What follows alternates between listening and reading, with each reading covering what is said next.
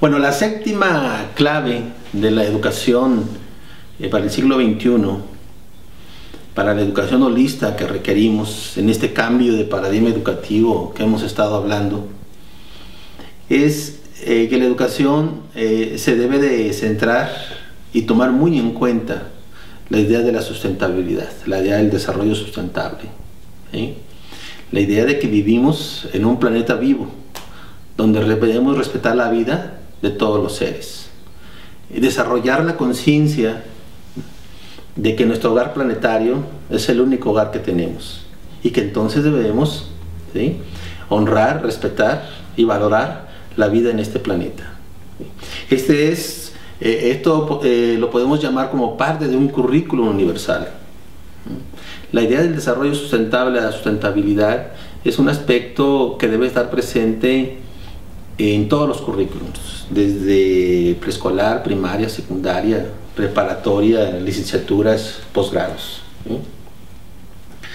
¿sí? Es un contenido curricular universal, la idea del desarrollo sustentable. A través de esta idea de la sustentabilidad, de preservar, de cuidar, de amar, de honrar, ¿sí?, nuestro hogar planetario, de honrar la vida, ¿sí?, también es fundamental tener una actitud donde vamos a cultivar un sentido de éxito en los estudiantes, ¿sí? En el paradigma mecanicista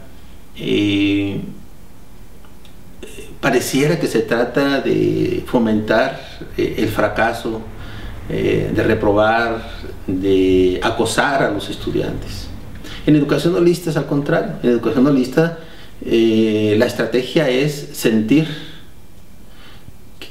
o desarrollar en cada uno de los estudiantes, en cada uno de los miembros de la comunidad de aprendizaje, un sentido de logro, un sentido de éxito, que el niño se sienta exitoso, que el niño se sienta que ha logrado algo, ¿sí?, sus trabajos, prácticas educativas, que eso le dé un sentido de éxito, un sentido de logro, de tal manera que se sienta feliz, se sienta cómodo en este universo que estamos habitando. Este es el trabajo que estamos desarrollando desde México, desde Guadalajara, para todo el mundo.